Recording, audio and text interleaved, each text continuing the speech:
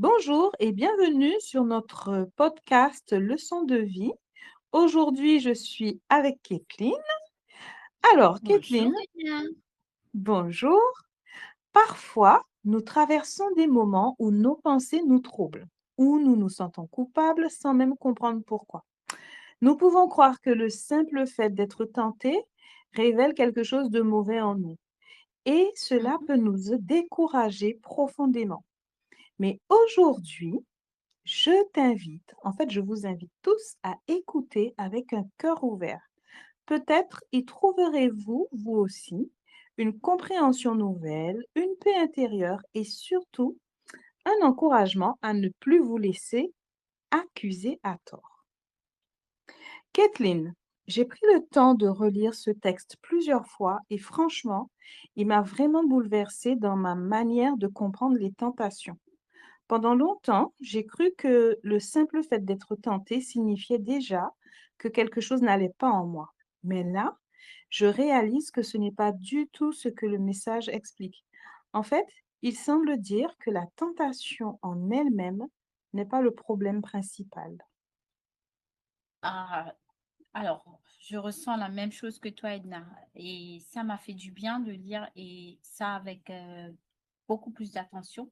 On a souvent tendance à confondre tentation et péché, comme Mhm. si les deux existaient presque identiques. Et pourtant, le texte montre clairement qu'il y a une différence importante entre entendre une suggestion et y répondre intérieurement. Et cette distinction change complètement notre manière de nous voir et de réagir. Et oui. Et l'exemple de Jésus est vraiment central dans cette explication. Et ça, tu vois, ça m'a marqué. Le texte Mhm. insiste sur le fait qu'il a été tenté, mais qu'il n'a jamais envisagé de céder, même intérieurement. Donc, ça veut dire que la tentation peut exister sans qu'il y ait la moindre adhésion dans le cœur. Et tu vois, ça me rassure parce que ça montre que ce que je ressens parfois ne me Oui, définit pas forcément. exactement. Et ça enlève un point énorme au niveau de la culpabilité. Parce que si on pense que chaque pensée est déjà une faute, on finit par vivre dans une condamnation constante, alors que là, on comprend que la tentation est comme une voix extérieure qui propose quelque chose. Ce qui compte vraiment, c'est ce qu'on décide d'en faire intérieurement, n'est-ce pas? Mhm. Oui, oui. Alors, j'ai beaucoup aimé l'image du vélo volé, l'exemple qui est donné dans le texte. Ça m'a beaucoup aidé à visualiser ça concrètement. Tu entends quelqu'un te proposer quelque chose et tu sais que c'est mauvais, mais tu continues ton chemin comme si de rien n'était, sans t'arrêter. Et euh, il n'y a pas de débat à avoir, il n'y a pas à Mhm. réfléchir Oui, et même pas à considérer l'idée de prendre ce vélo qui est volé, tu vois. Et oui. pourtant, tu as bien été tenté, dans le sens où une proposition t'a été faite, tu Et vois? oui, et ça montre, ça montre que bien que la tentation n'implique pas forcément un combat intérieur compliqué, parfois c'est juste quelque chose qu'on peut ignorer naturellement si notre cœur est déjà orienté vers le bien. Mais le problème commence quand on ralentit, quand on s'arrête un instant pour y penser. Et c'est là que la dynamique change. Exactement. Ce que dit le message sur la convoitise et que j'ai trouvé très fort, il explique que le Oui. péché naît lorsque le désir commence à se former en nous comme une sorte de processus. Au début, ce n'est qu'une suggestion, tu vois, mais ensuite, Mhm. ça devient une pensée qu'on entretient, on l'entretient, et puis petit à petit, ça peut prendre la place, ça prend de la place dans notre esprit si on n'y Oui. prend pas garde. Et moi, j'aimerais rajouter quelque chose, Edna. Mhm, Effectivement, quand on parle du vélo, je pense que c'est Marlène Carotteuse qui en a parlé dans son livre. Et il disait, en fait, c'est quand on a commencé à nourrir une pensée, une pensée, une pensée, et du coup, la chose, elle s'est présentée à nous, en fait. mhm. Et, et là, il fallait simplement refuser cette pensée. Je crois qu'il parlait de quelqu'un qui était tombé dans l'adultère. Donc, Tout le à gars, il fait. avait nourri cette Mhm. pensée. Et il avait Mhm. nourri cette pensée que cette femme était très jolie.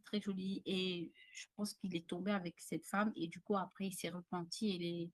Voilà, Dieu l'a aidé.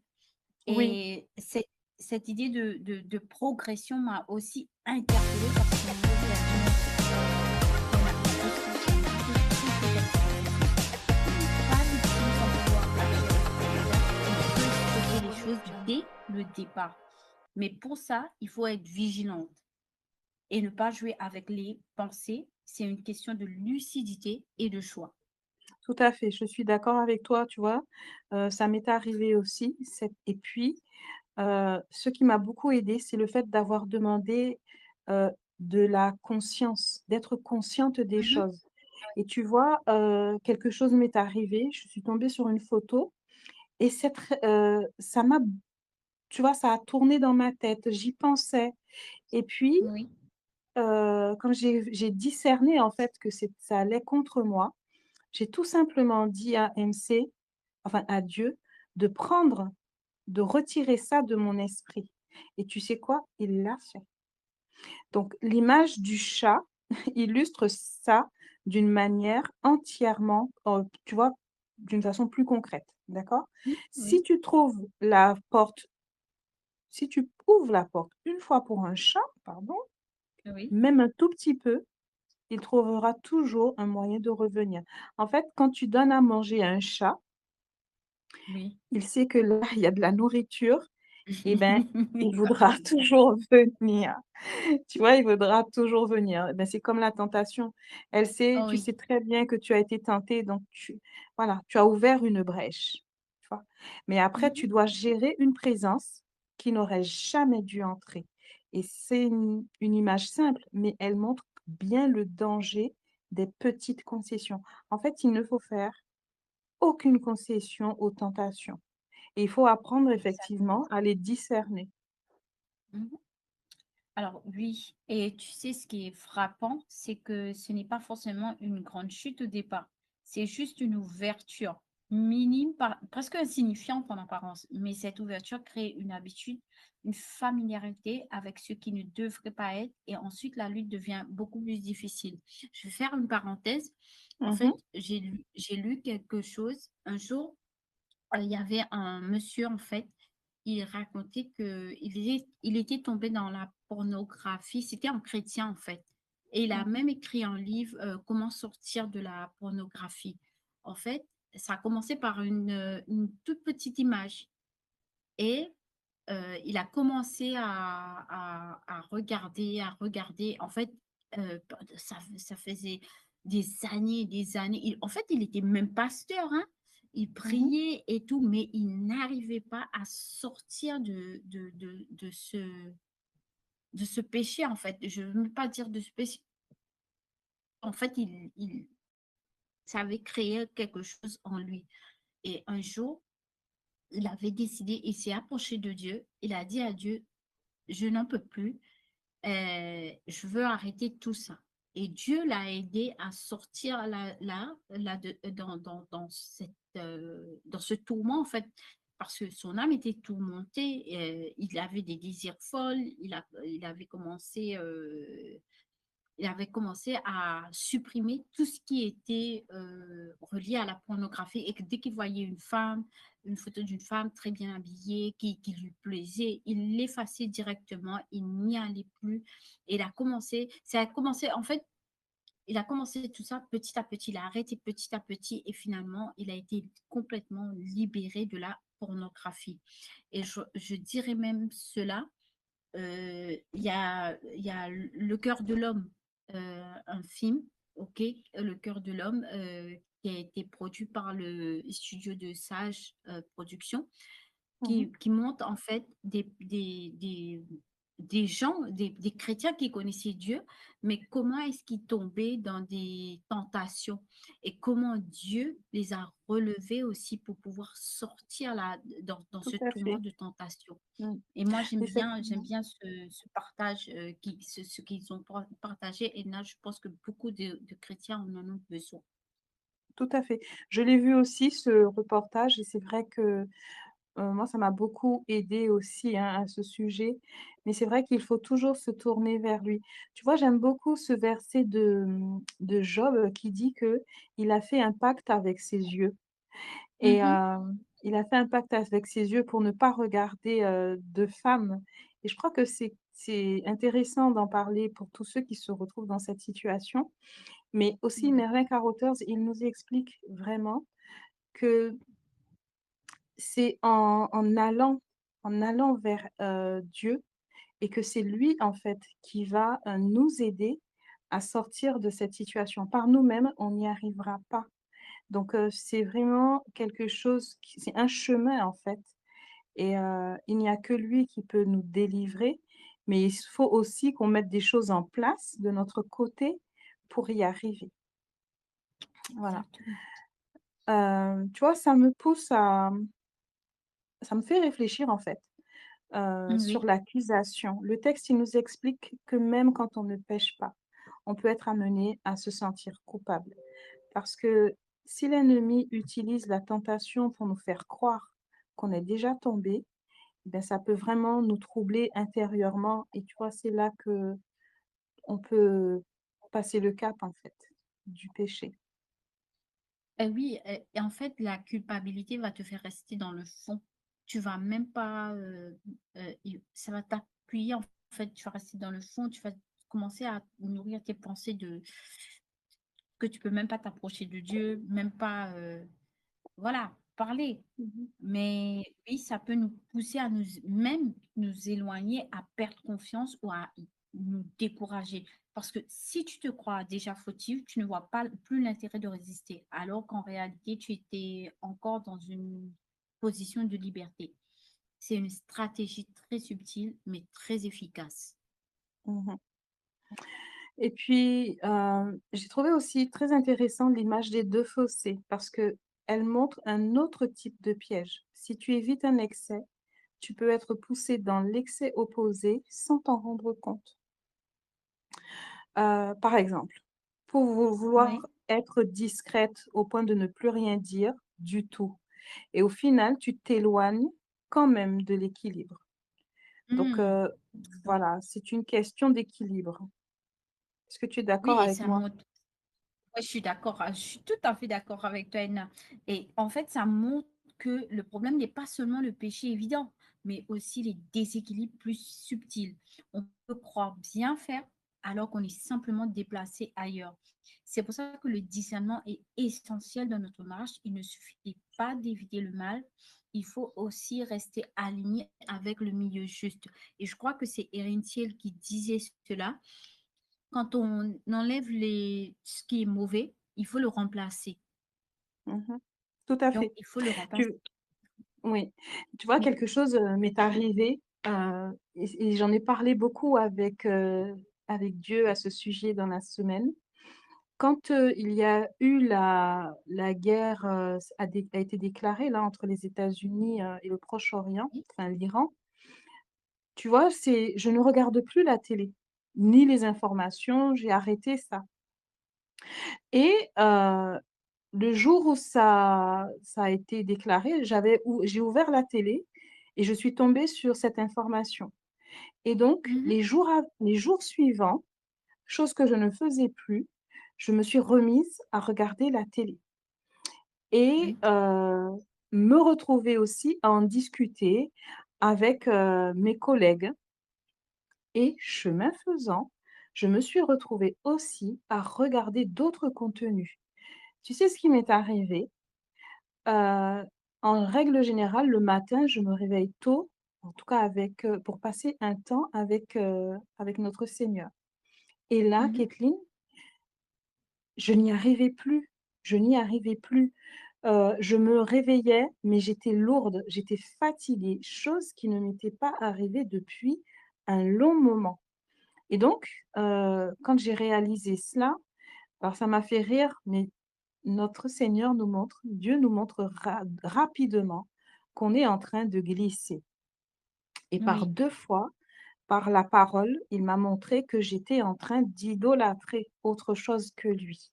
Mhm. Et je me suis repentie, pardon, mais Mhm. ça a recommencé et puis, là, il m'a donné, le verset de 2 Timothée 2, le verset 4 et 5, en me faisant comprendre qu'un soldat, il ne se préoccupe plus des choses de la vie civile, il s'occupe de bien faire pour plaire à son supérieur.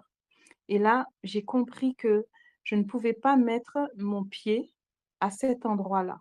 J'étais en train de Oui, glisser et que ma relation avec lui, même si elle est forte, hein, et c'est là où on peut se perdre, et ben, c'est là que je me suis rendu exactement. compte que j'étais en train de glisser. Donc je me suis Mhm. repentie, j'ai fermé et comme tu l'as dit si bien tout à l'heure, j'ai remplacé. J'ai remplacé. Je lui ai Oui, dit: «Tu me remplis ce vide par, tout ce que j'ai à faire avec toi» et on oublie ça. Donc ça fait quelques jours déjà que j'ai laissé ça tomber. Mais tu vois, il faut lui demander le discernement. Il faut lui oui, demander le discernement pour, pour pouvoir, résister. Pour pouvoir résister, pour pouvoir discerner ce qui est bien du mal et pour ne pas glisser parce que c'est subtil, hein. On ne s'en rend oui, pas c'est compte. très subtil. On ne Oui, s'en rend pas je compte. suis d'accord avec toi. Je suis d'accord Voilà. avec toi. Et ben moi, Donc pour en venir à la télé, excuse-moi. Donc pour en venir à la télé, moi aussi, depuis quelque temps, je regardais la télé. En fait, les infos, je suis pas trop info et tout ça. Mais c'est vrai, du moment que tu t'assois et que tu commences à regarder, que tu commences à parler, en fait, tu te sens même pas concerné par ce qui se passe, mais tu le fais pourquoi? Il y a quelque chose qui a permis cela. Et donc, tu commences à absorber des informations extérieures, en fait. Et tout à ça, fait. quoi que tu sais, ça ne sert à rien d'écouter tout ça Mmh. parce que tu places ta confiance en Dieu. Et moi, qu'est-ce qui s'est passé? Au bout d'un moment, j'ai commencé à attendre à entendre dans les infos, tiens, le carburant, il va augmenter, il y a des trucs alimentaires qui vont augmenter. Et j'ai commencé à me dire, mais j'ai commencé à dire, oh, ils vont augmenter tout ça, mais moi, je sais que mon Dieu, peu importe ce qu'ils disent, ce qu'ils vont faire, mon Dieu, lui, pourvoira à mes besoins. Et donc, j'ai coupé la télé, en fait. Je regardais plus. En fait, même si j'entendais les infos, en fait, mon esprit n'était même pas connecté aux Tout infos. à fait, Même tout à si fait.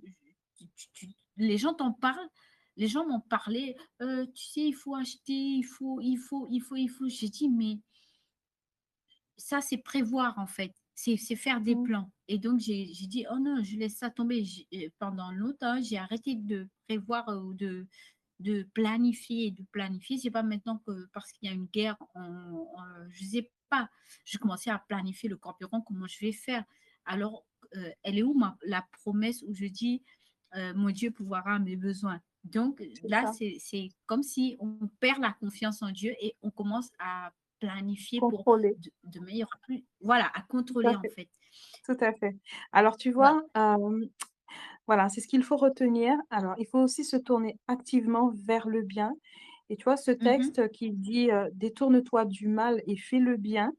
Ce n'est pas une attitude passive, c'est un choix concret à poser, comme tu viens de le dire, comme je viens de le dire aussi, et ça change complètement la dynamique intérieure. Et oui, parce que si tu te concentres uniquement sur ce que tu dois éviter, tu restes focalisé dessus. Oui, Alors que si tu cherches la paix et que tu la poursuis, tu diriges ton cœur ailleurs. C'est une manière plus vivante et plus constructive de réagir et ça apporte une vraie liberté. oui. Et enfin, tu vois, j'ai aimé l'invitation à prendre du temps avec Dieu pour Mhm. appliquer tout ça personnellement. Ce n'est pas juste un enseignement, hein, à comprendre intellectuellement, il faut le méditer, le laisser, descendre en profondeur et surtout demander comment ça s'applique concrètement à notre vie. Et une fois qu'on a demandé, eh bien, il faut apprendre à l'appliquer dans Mhm. notre vie parce que c'est vraiment, heu, je dirais que c'est comme une bouée de sauvetage. Si tu ne l'apprends pas, tu risques de couler encore. Ah oui. Alors, parce que Parce que chacune vit des situations différentes. Tu es d'accord? Oui. Avec des sensibilités différentes, des situations différentes. Ce qui est une tentation pour l'une ne l'est pas Mmh. forcément pour l'autre. Et c'est pour ça que cette démarche personnelle, elle est importante. Elle permet de transformer ce message en une expérience vécue. Oui. Tu vois, je crois aussi que nos pensées, notre Mhm, imagination, tout ça, ce sont des facteurs que l'ennemi utilise pour nous emmener à la tentation et je crois que c'est pour ça que et heureusement qu'on a cette parole dans la Bible qui nous dit de prendre toutes nos pensées captives et de l'emmener à son obéissance. Parce que, il va jouer pas avec nous dériver. et oui Oui. et on risque de dériver. Donc tu vois, je me sens vraiment plus apaisée après avoir compris tout ça. Je ne me vois plus comme quelqu'un constamment en faute à cause de mes pensées et même si ça Mhm. arrive, tu vois, je sais tout de suite, pardon, que, que le Seigneur, si vite, je vais lui déposer ça, il va le prendre et il va s'en occuper. Mais plutôt, voilà, moi je veux être Que de quelqu'un retourner qui là-dessus. oui, je veux être quelqu'un qui peut choisir, refuser et avancer et tu vois ça me donne de l'espérance. Alors moi aussi, Edna, et je pense que c'est exactement le but de ce message. Nous libérer de la confusion et de la fausse culpabilité, des vaines pensées, des tentations, et nous apprendre Mmh. à vivre avec plus de clarté et de vigilance. C'est un chemin, mais on peut avancer pas à pas. Tout à fait. Voilà et ben, si vous vous êtes reconnu dans certaines de ces pensées que nous venons de partager avec vous, si vous vous sentez déjà accablé simplement à cause d'une tentation, alors retenez ceci.